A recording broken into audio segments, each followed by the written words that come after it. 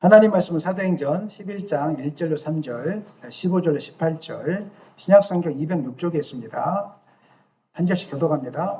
유대에 있는 사도들과 형제들이 이방인들도 하나님의 말씀을 받았다함을 들었더니 베드로가 예루살렘에 올라갔을 때에 할례자들이 비난하여 이르되 내가 무할례자의 집에 들어가 함께 먹었다 하니 내가 말을 시작할 때 성령이 그들에게 임하시기를 처음 우리에게 하신 것과 같이 하는지라.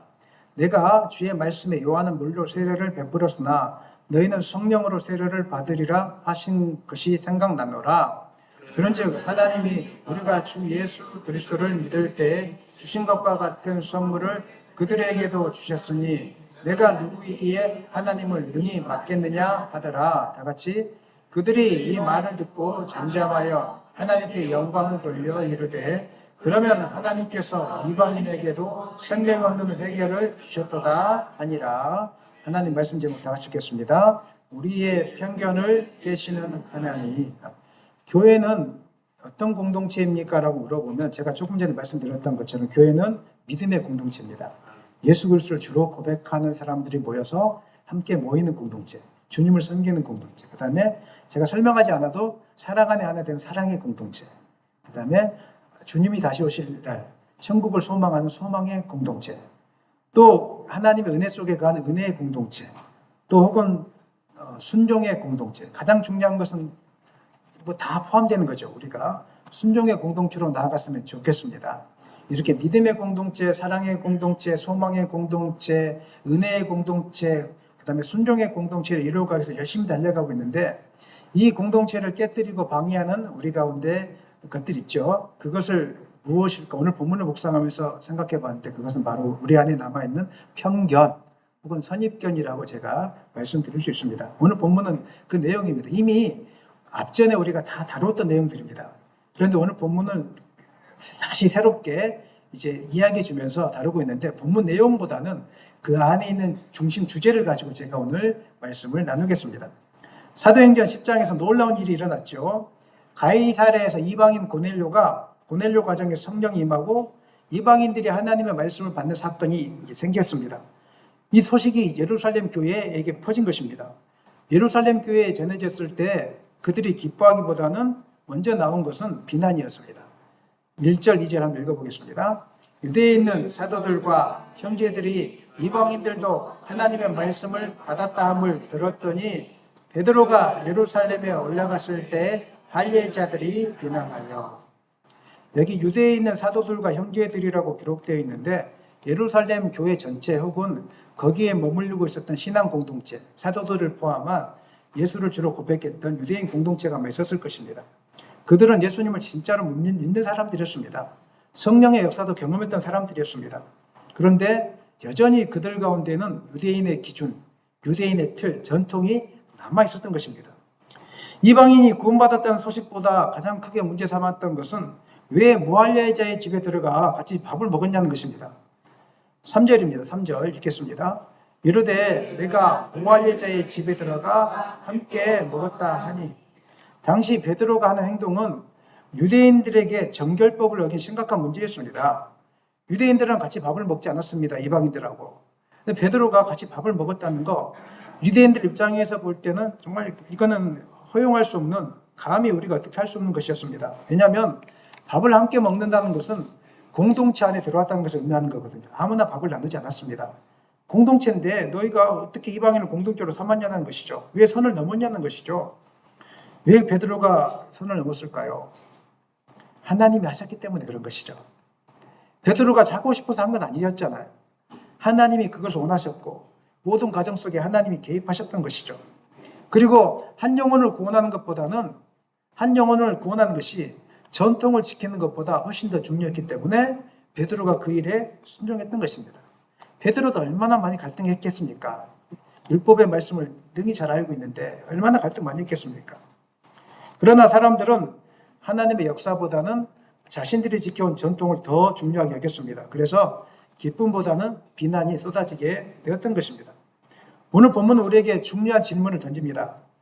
나는 하나님의 역사를 있는 그대로 받아들이고 있는가? 아니면 내 기준으로 판단하고 있는가? 이 질문을 오늘 우리에게 던지고 있는 것입니다.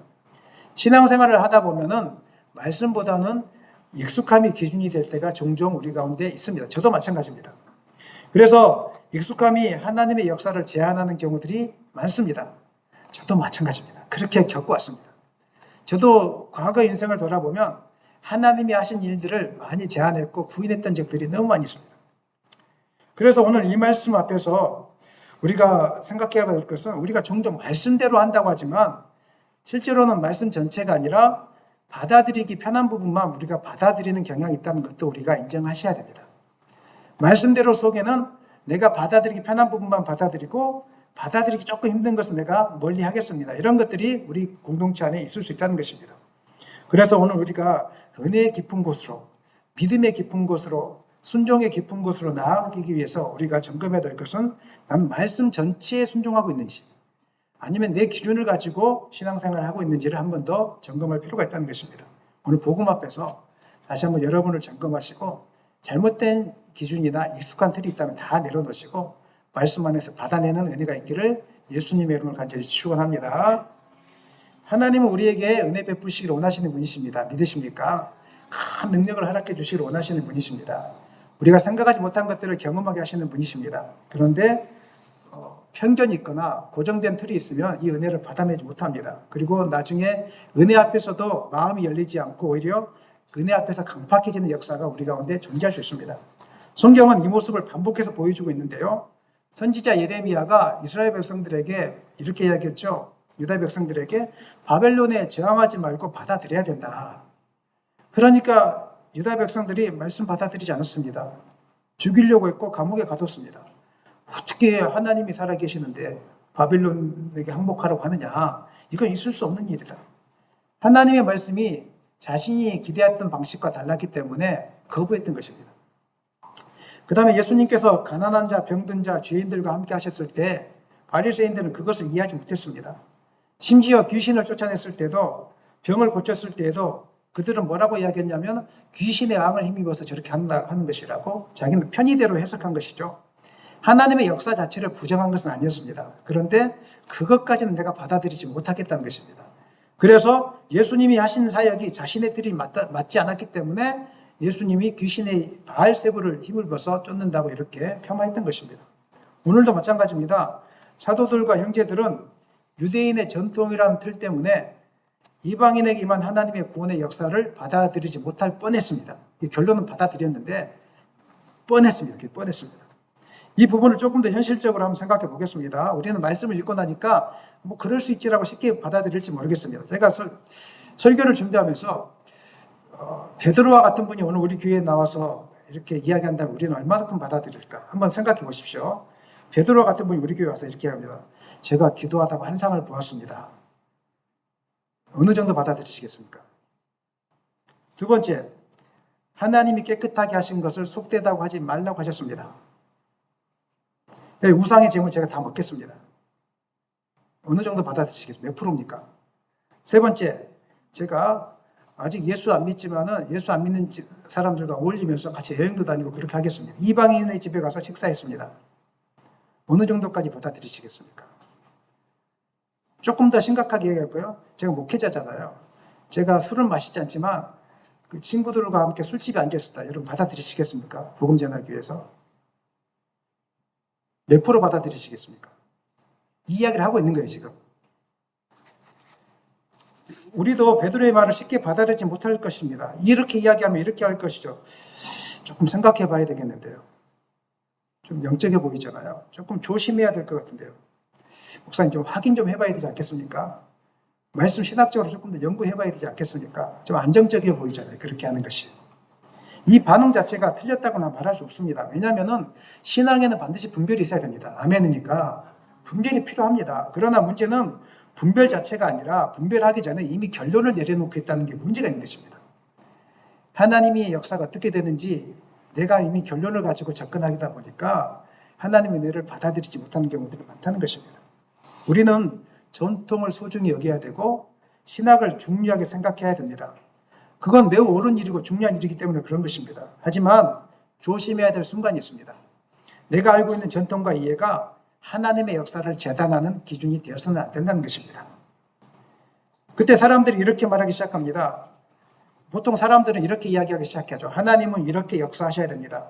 이 범위를 넘어가면 문제가 있는 것입니다. 여러분 안에도 하나님이 역사하실 때 어느 정도 기준을 가지고 역사하기를 원하고 있죠. 좀 그렇다고 해주세요. 다 누구든지 있어요. 누구든지 자기만의 기준을 갖고 있다면 하나님 이 정도까지는 제가 받아들이겠습니다. 근데 이거는 아닌 것 같습니다.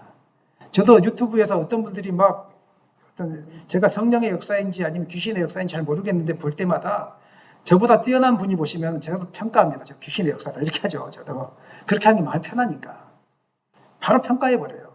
신학적으로도 점검해보고 이렇게 하지 않습니다. 저도 마찬가지입니다. 왜? 하나님은 이 정도까지 역사해야 된다고 우리가 이미 기준을 가지고 있기 때문에 그런 것입니다.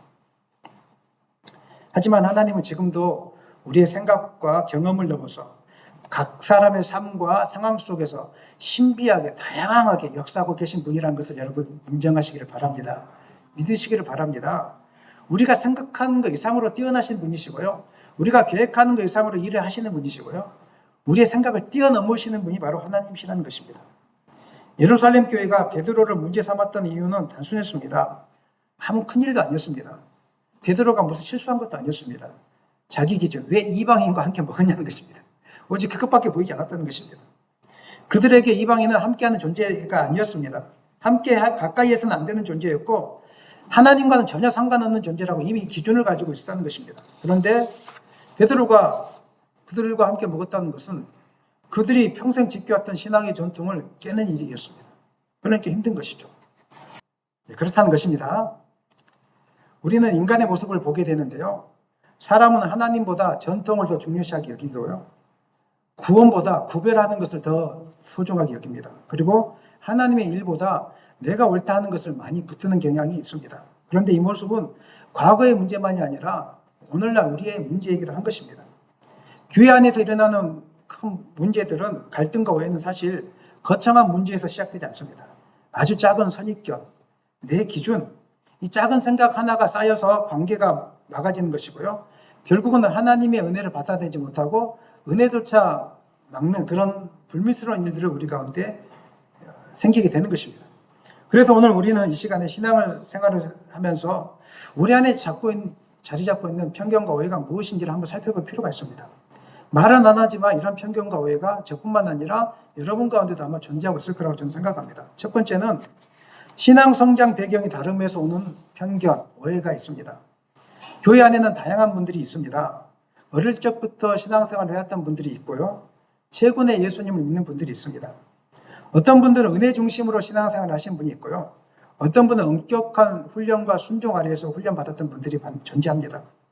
그런데 이런 분들이 다 같이 이곳에 모여 있습니다. 자기 기준으로 평가하면 어떻게 되겠습니까?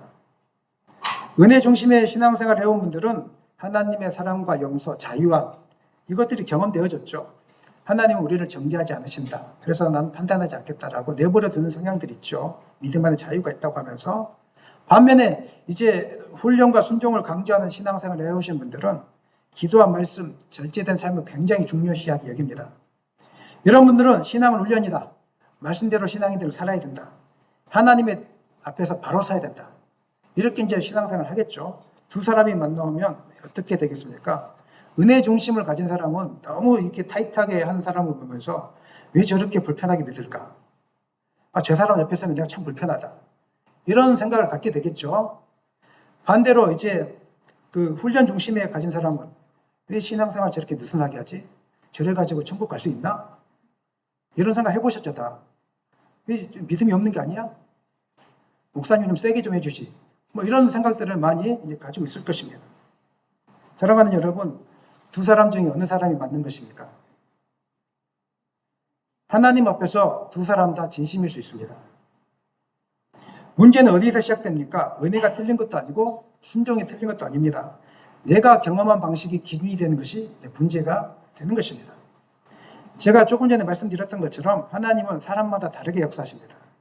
성품마다 다르게 역사하시더라고요. 제가 보니까 그 성품마다 다르게 역사하세요. 어떤 사람은요, 은혜가 필요하니까 은혜로 회복시키세요. 괜찮아. 뭐 시리에 빠져있는 사람들에게 훈련해야 됩니다. 이렇게 하면 되겠습니까? 죽으려고 하는 사람들에게 훈련하면 됩니다. 이렇게 하면 되겠습니까? 죽으려고 하는 사람들에게는 괜찮습니다. 은혜가 필요합니다. 뭐 지금 하고 있는 거 죽으려고 하는 사람에게 다 죄입니다. 이렇게 말하면 안 됩니다. 하나님의 은혜가 필요합니다. 이번에 은혜가 필요한 것이죠. 신앙의 속도도 다르고요. 성장 방식도 다 다릅니다. 또 어떤 사람은요, 훈련이 필요한 사람이 있습니다. 이 사람은요, 훈련을 해야만이 자라나는 사람입니다. 좀 세게 훈련을 시켜줘야만 자라나는 사람입니다. 이 사람은 내버려두면 안 됩니다. 이 사람은 내버려두면 교회를 떠납니다. 이 사람은요, 새벽녘에 나오게 훈련시켜야 되고요. 철학기도 시켜야 되고, 선교 제목 데리고 나가야 되고요. 그리고 성경만 10장씩 읽혀야 되고요. 이 사람은 이래야 살아나거든요. 이제 이렇게 되어집니다. 그래서 이제 목회자가 그것들을 조절해야 되거든요, 보면서. 그래서 목회자가 어렵다는 게 바로 그겁니다. 이 분야를 잘 조절해 하면서 이제 가야 되는 거예요. 그렇기 때문에 우리가 서로를 평가하는 자리에 있어서는 안 되고요. 하나님께서 각 사람을 어떻게 이끌어 가시는지를 좀 지켜볼 필요가 있다는 것입니다. 이것을 기억해야 됩니다. 은혜 없는 순종은 율법주의가 됩니다. 반대로 순종 없는 은혜는 값싼 은혜가 되어집니다. 둘 다 필요합니다. 은혜도 필요하고요. 순종도 필요합니다. 은혜만 강조하고 순종이 없다. 이것도 잘못된 것이고요. 순종만 강조하고 은혜가 없다. 이것도 잘못된 것이라는 것입니다. 여러분 둘 다 인정하기를 원합니다. 넓게 해서 한쪽으로 치우칠 것이 아니라 은혜와 순종이 균형 잡힌 삶을 사시는 저와 여러분 되시기를 예수님의 이름으로 간절히 축원합니다. 두 번째, 전통과 성경 해석의 차이에서 오는 오해가 있습니다. 교회마다 예배 방식이 다르고요. 기도하는 스타일이 다르고 말씀을 강조하는 방향이 다릅니다. 근데 우리는 내가 경험했던 방식에 익숙해 있기 때문에 내가 경험한 방식과 다른 예배 스타일 그러면 성경적이지 않아. 우리 방식과 맞지 않아라고 쉽게 자기 기준을 갖다가 내는 경우들이 많습니다. 예를 들어 어떤 경우 이렇게 볼 수 있는데요. 어떤 교회는 예배가 매우 차분하고 질서 있고 조용한 묵상 속에서 잠잠하게 은혜가 있고 목사님이 말씀을 막 아멘도 외치지도 않는데도 잔잔하게 하는데도 은혜가 있어요.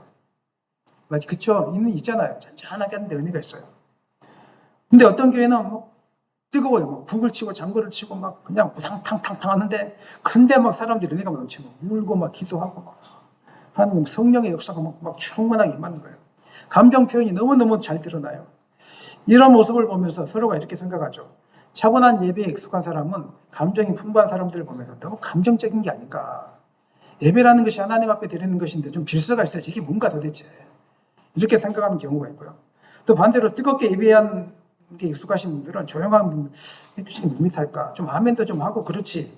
너무 형식적인 게 아닌가? 이렇게 생각할 수 있거든요. 저렇게 해가지고 성령의 은사를 받을 수 있을까? 성령이 임할까? 이렇게 한단 말이에요. 사랑하는 여러분, 둘 중에 어느 게 맞습니까? 하나님 앞에서 두 사람 다 진실일 수 있습니다.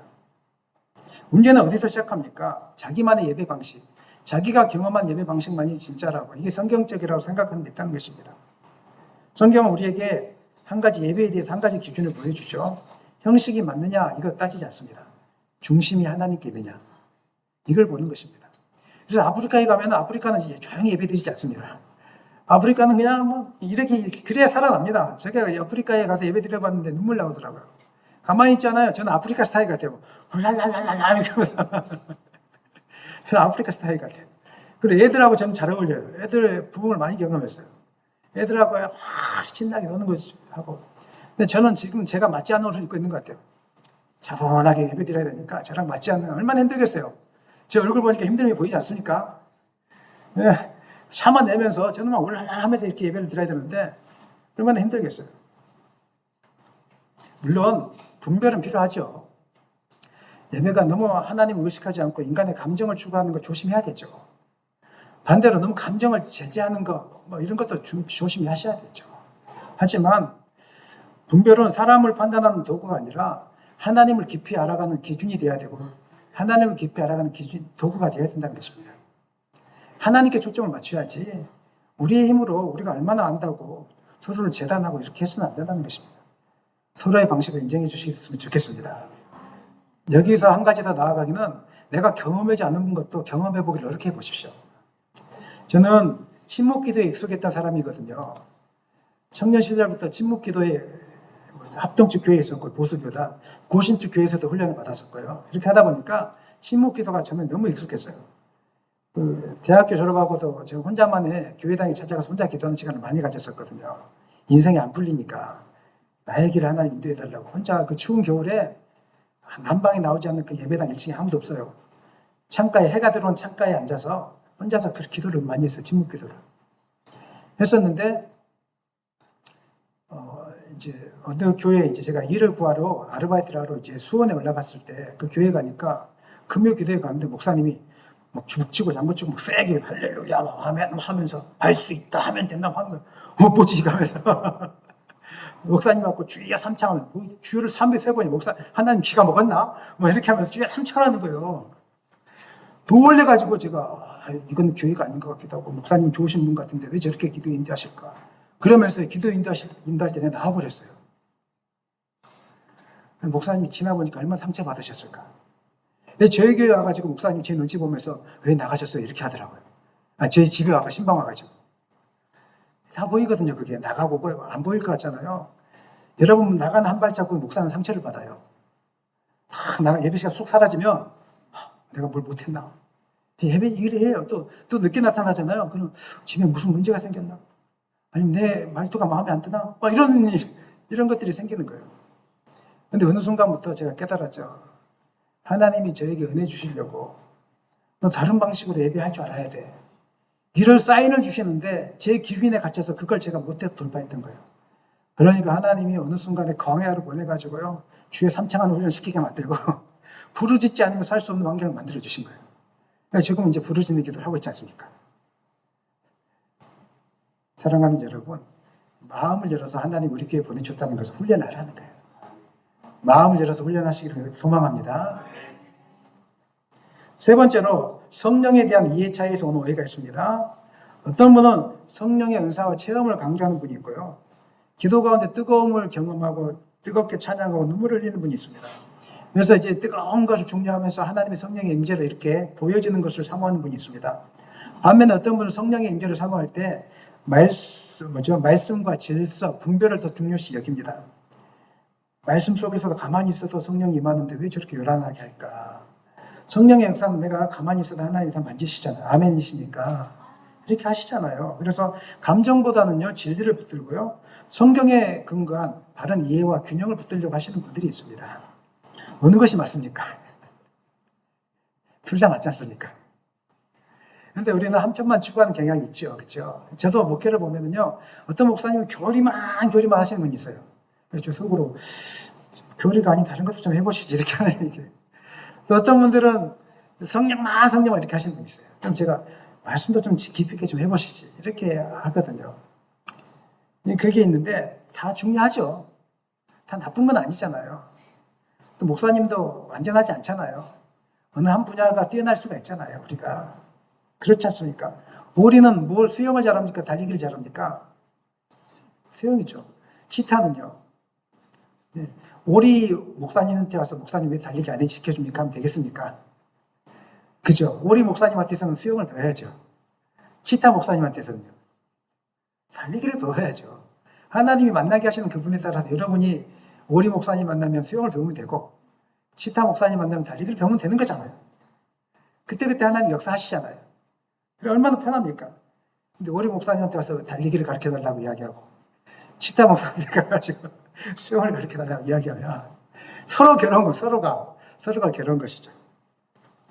문제가 어디서 시작됩니까? 체험이 문제가 아니라 말씀 중심이 문제가 아니라 한쪽 경험을 절대시하는 것. 이것에서부터 이제 문제가 생기게 하는 것이죠. 성경은 성령에 대해서 우리에게 균형을 가르쳐주고 있습니다. 첫 번째, 성령은 강력한 능력으로 임재하시는 분이십니다. 믿으십니까?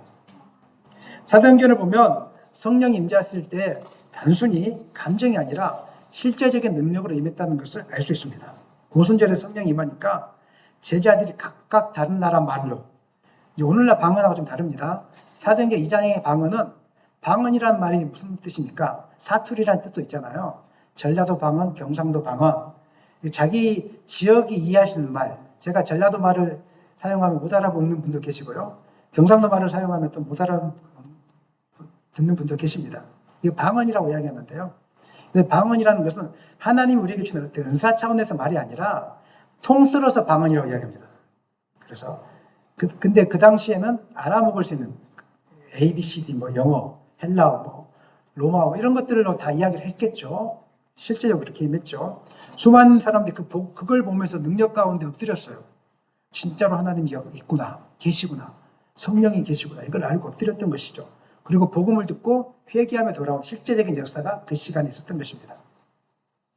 사도행전 3장에서는 성령의 역사가 임하니까 안진병이가 일어나는 그 사건이 있었습니다. 바울의 사역을 보니까 성령이 임하니까 귀신이 떠나가고 병든 자가 치유되는 그 놀라운 사건들이 일어났습니다. 그러나 우리가 기억해야 될 것이 있습니다. 실제 하신 성령의 역사는 사람의 능력을 드러내기 위한 것이 아니라 하나님의 복음을 드러내기 위한 것이라는 것을 기억하셨으면 좋겠습니다. 제가 지난 시간에 말씀드렸던 것처럼 개인에게 은사가 있다고 해가지고 무조건 사용하면서 나에게 능력이 있으니까 남한테만 따라와, 이거는 성령적으로는 분별해야 됩니다. 그렇지 않습니다. 이건 잘못된 부분이 있습니다. 그렇지 않습니다. 성령의 은사는 내가 쓰고 싶다고 해서 마음대로 도구처럼 사용되어지는 것이 아닙니다. 하나님이 필요할 때 역사하시는 분이십니다. 믿으십니까? 이게 언제나 성령의 일하는 것입니다. 또 성령은 두 번째로 진리 가운데로 인도하시는 분이십니다. 아멘입니까? 예수님께서 이렇게 말씀하셨죠. 요한복음 16장 13절. 그러나 진리의 성령이 오시면 그가 너희를 모든 진리 가운데로 인도하시리라. 성령의 역사는 단순한 감정이 아니라 진리로 이끄는 역사인 것입니다. 사도행전을 보면은 성령은 단지 능력만 나타나는 것이 아니라 사람을 말씀으로 변화시켰습니다. 말씀이 떨어지니까 어찌할고 회개하는 역사가 그들 가운데 있었다는 것입니다. 그래서 잔잔하게 말씀이 전해졌을 뿐인데 각 사람이 변화된 역사가 일어납니다. 진정한 성령의 역사는 변화입니다. 아멘. 진정한 성령의 역사냐 아니냐, 말씀을 통한 역사, 실제한 역사, 가장 강력한 결과는 변화입니다. 우리가 성령의 은혜를 체험해야 되는 강력한 말씀을 통해서 진리를 통해서 인도받아야 되는 강력한 역사는 우리가 신앙의 지식을 얻기 위함이 아니라 내가 하나님의 사람으로 변화받기 위한 것입니다. 하나님의 사람으로 변화받기 위한 것입니다. 성령의 은혜를 경험해야 되는, 성령의 실제하신 임재를 경험해야 되는 이유가 있다면 능력을 통해서 내가 하나님과 함께 계셔, 이걸 증명하기 위한 거 아닙니다. 그게 증명이 되지 않습니다. 지금 그걸 증명하기 위함이 아니라 내가 변화받기 위한 것입니다. 변화받으려고. 지옥에 있던 삶을 천국으로 인도하기 위해서, 목회에 있던 삶을 풀어주기 위해서, 그리고 이 땅을 쫓아갔던 그 삶에서 하나님을 위해서 사는 삶으로 바뀌기 위해서. 그래서 성령의 임재를 우리가 사모해야 되는 것입니다. 사랑하는 여러분, 성령의 역사는 말씀과 함께 움직입니다. 진리의 말씀을 통해서 회개로 이루어지고 변화까지 나아가게 되는 것입니다. 그래서 성령에 대한 균형적인 감각을 갖는 것이 중요한데, 데살로니가 전서 5장 19절 21절 읽겠습니다. 성령을 소멸하지 말며 예언을 멸시하지 말고 범사에 헤아려 좋은 것을 취하. 이 본문은 다양하게 해석될 수 있겠죠. 그렇지만 제가 오늘 방금 증거한 말씀에 근거하면 성령의 어떤 실제적인 역사를 소멸하지 말고 하나님의 말씀, 성령의 임재를 통한 하나님의 말씀을 멸시하지 말고 범사에 헤아려서 말씀 기준을 가지고 균형 있게 취해야 될 것을 오늘 사도 바울은 우리에게 말씀하고 있는 것입니다. 말씀 체험 무시하지도 말고 무조건 받아들이지도 말고요. 정말 이것이 말씀의 바른 지식 가운데 있는지를 분별하셔야 되고 바라보셔야 된다는 것입니다. 그렇게 되기를 소망합니다. 중요한 것은 이것입니다. 체험이 있느냐 없느냐가 아니라 그 체험이 말씀 위에 서 있느냐, 이것이 중요한 것이고요. 지식이 많으냐 적으냐가 아니라 그 지식이 성령 안에서 살아있느냐. 살아있다는 뜻은 무엇입니까? 그 지식이 사람을 살리고 있느냐, 이것을 보는 것입니다. 사랑하는 성도 여러분, 성령 없는 말씀은 메마른 지식이 되고 말씀 없는 체험은 방향을 잃기 쉽습니다. 그렇기 때문에 우리는 체험을 무시하는 사람이 아니라 말씀 위에서 체험을 분별하는 사람이 되어야 될 줄은 믿습니다. 지식에 머무는 사람이 아니라 성령 안에서 살아 움직이는 믿음을 가진 사람이 되어야 될 줄은 믿습니다. 중요한 것은 살리는 것입니다. 많이 알아도, 많이 경험해도 아무것도 없는 것처럼 하시고 서로를 살려주고 인정해주는 여러분 되시기를 예수님의 이름으로 간절히 축원합니다. 오늘 본문에서 중요한 핵심 구절이 있습니다. 17절 말씀 읽겠습니다. 그런즉 하나님이 우리가 주 예수 그리스도를 믿을 때 주신 것과 같은 선물을 그들에게도 주셨으니 내가 누구이기에 하나님이 능히 맡겠느냐 하더라. 제가 오늘 본문 묵상하면서 이게 가장 마음에 들었습니다. 내가 누구이기에 하나님을 능히 맡겠느냐. 베드로도 유대인의 전통 속에 있었던 사람입니다. 그러나 그 하나님이 이방인 고넬료 가정이 행하신 일을 보고 복음에 대한 경계가 허물어졌습니다. 하나님은 유대인의 하나님이기도 하지만 이방인의 하나님이기도 하셨던 것입니다. 자기 기준이 허물어졌습니다. 그러므로 우리의 생각으로 하나님이 하신 일을 제한해서는 안 됩니다. 하나님께서 여러분에게 은혜를 베푸시려고 하는데 하나님이 하신 일을 부인하려고 하다가 마음을 막아버리서는 안 된다는 것입니다. 제 인생을 돌아보니까 그랬던 적이 너무 많습니다. 제가 목회 과정 속에서 하나님이 저를 하나 만들어내기 위해서 여러분이 보지 못하는, 저는 여러분이 저희 인생을 다 못 봤지 않습니까? 제가 말 못하는 하나님이 저를 이렇게 만들어내기 위해서 제 기준을 깨뜨리기 위해서 얼마나 많은 일들을 했는지 모르겠습니다. 여러분들이 저한테 요청하는 거 제가 다 해봤지 않습니까? 그리고 나서 한 결론이 지금의 목회 모습을 하고 있는 것입니다. 참아내고 조금 더 기다려보고 알고 있지만 모른 척하고 또 세게 끌어당기고 싶지만 좀 얌전히 앉아있기도 하고 여러 가지 지금까지의 목회 경험 속에서 하나님 나를 만지신 그 나를 변화시키려고 얼마나 하나님 고생하셨을까. 너무 고집이 셌거든요. 제가 좀 고집이 세 보이죠. 고집이 너무 셌거든요. 안 무너지려고 그렇게 버티다가 지금은 이제 모든 것을 인정해 주는 단계까지 하나님 만들어내시려고. 제가 청년 때요, 목사님들의 따지기 그렇게 좋아했습니다. 어줍잖은 지식 가지고요. 책을 읽는 걸 좋아해서 칼빈의 예정론부터 시작해가지고 그때 많이 1학년 때 읽어냈거든요. 하다 보니까 이해되지도 않는 것 가지고 목사님과 따지기 시작했죠. 예정론이 무엇입니까? 제 손이 이렇게 예정되었다는 것입니까? 목사님 왜 이렇게 어렵게 이야기하십니까? 얼마나 목사님들이 힘들었을까? 제가 또 선배들이 샴페인을 터뜨렸어요. 생일 축하 때. 제가 그걸 잡아가지고요. 목사님 샴페인이 술입니까? 아닙니까? 술이라고 말할 때까지 따지기 시작했어요. 책을 뒤지기 시작하고 샴페인이 술입니까? 아닙니까? 술이가 아니고 그게 뭐가 중요해요 지금. 하나님이 이런 나를 변화시켰어요. 이해되시겠죠? 얼마나 하나님 힘들었을까?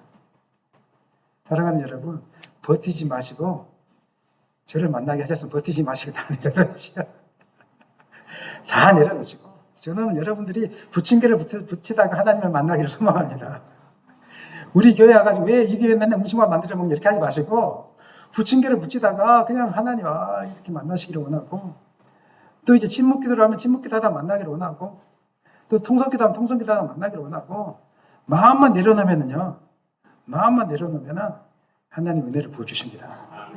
내가 누구이기에 하나님을 능히 막습니까? 하나님 크신 분이신데 마음을 내려놓고 하나님을 다 받아들였으면 좋겠습니다. 우리가 조심해야 될 것이 있는데요. 내가 알고 있는 것이 진리의 전부라고 생각하는 태도를 오늘부터 내려놓으시기를 소망합니다. 우리가 하나님을 믿지만 하나님을 다 알지는 못합니다. 우리가 성경을 읽지만 성경을 완전히 이해하는 사람은 아닙니다. 진리를 붙들고 있지만 진리를 다 알 수 있다고 말하는 존재가 아닙니다. 대부분 싸움은 자기가 안다라고 하기 때문에 남들보다 책을 2권 읽었다고 그게 아는 건 아니잖아요. 그것 때문에 이제 문제가 생기는 것입니다. 오늘 이 내용을 잘 설명해 주는 고린도전서의 말씀이 있습니다. 읽겠습니다. 우리는 부분적으로 알고 부분적으로 예언하니 우리가 지금은 거울로 보는 것 같이 희미하나 그때에는 얼굴과 얼굴을 대하여 볼 것이요 지금은 내가 부분적으로 하나 그때에는 주께서 나를 아신 것 같이 내가 온전히 알리라. 부분적으로 한다는 것은 하나님의 진리는 완전하지만 우리가 그것을 제한한다는 뜻입니다. 바울은 그것을 이렇게 비교하죠. 거울로 보는 것 같이 희미하다. 오늘날 거울은 잘 보이잖아요. 근데 바울 시대의 거울은 구리로 만들어가지고 약간 명확하게 보이지 않고 사람 얼굴 흔적만 이렇게 보이는 그런 것이었어요. 우리가 아무리 잘 안다고 해도 하나님을 잘 알지 못합니다. 신학적으로 유명한 박사님이 계시다고 해도 하나님 잘 모릅니다. 그래서 진짜 많이 하시는 분이 진짜 많이 하는 의사가 하는 게 있습니다. 잘 모르겠습니다. 근데 교만한 의사, 모든 분이 교만하지 않겠지만 이제 갓 책을 읽고 의사 면허를 따는 분은 자기가 다 아는 것처럼 해요. 정답을 자꾸 이야기해 주려고 해요. 목사님들도 이제 조금 중간한 지식이 있으면요. 자기가 아는 것처럼 다 정답인 것처럼 이야기하거든요. 근데 진짜 풍부한 지식이 있고 넓게 알면요. 제가 조금 더 고민해 보고 오겠습니다. 제가 조금 더 생각해 보겠습니다. 몰라서가 아니라 너무 다양한 환경들이 많기 때문에. 그리고 목사님도 진짜 다 모르거든요. 의사들도 새로운 환자가 오면 공부하잖아요. 선생님도 계시지만 새로운 학생이 오면 공부하잖아요. 너무 다양하잖아요. 진짜 알 수가 없잖아요, 이게. 방법이 없어요, 이거에. 근데 안다라고 하시는 분은 이제 교만해지고요. 변화가 없죠. 성경 뭐라고 이야기합니까? 우리는 완전히 알지 않고 부분적으로 안다. 우리는 완전히 알지 못합니다. 언제 완전하게 알 수 있습니까? 주님이 다시 오실 때.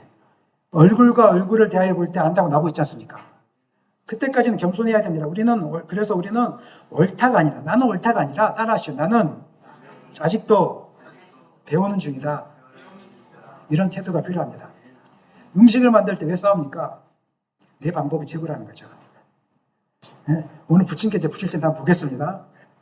내 방법, 불의 온도가 세게부터 해야 됩니다. 뭐 약하게 해야 됩니다. 기름을 적게 해야 됩니다. 많이 해야 됩니다. 소금을 적게 해야 됩니다. 우리는 그렇게 하지 않았습니다. 이때부터 싸움이 시작되기 시작하는 거예요. 그런데 누가 왕이에요? 주걱을 쥐고 있는 사람이 왕인 거예요. 주걱을 쥐고 있는 사람이. 제가 배우겠습니다. 이렇게 하면 싸움이 나지 않아요. 싸움이 나지 않아요, 우리가. 사랑하는 여러분, 내 생각, 내 경험을 절대하지 않고 겸손하게 배워가는 태도를 유지하시기를 소망합니다. 다양한 생각을 가지고 있는, 다양한 경험을 가지고 있는 성도들을 만날 때에도 그 방법이 틀려서 이렇게 하지 마시고, 내 방법이 옳아 이렇게 하지 마시고, 내가 좀 배우겠습니다. 내가 마음을 열겠습니다. 왜냐하면 하나님은 지금도 우리의 티를 넘어서, 기준을 넘어서, 우리의 생각을 넘어서 일하고 계시는 분이시기 때문입니다. 말씀 마무리하겠습니다. 하나님은 베드로를 이방인 고넬료 가정에 보내어서 그의 경계를 허물었던 것처럼 오늘도 우리 가운데 임하셔서 우리의 경계를 허물기를 원하고 있습니다. 마음을 열어서 우리 안에 있는 편견들 다 내려놓으시고 내가 다 배우겠습니다. 내가 다 받아내겠습니다. 이 넓은 마음으로 모든 것을 받아들임으로 하나님의 은혜를 받아내는 여러분 되시기를 예수님의 이름으로 간절히 축원합니다.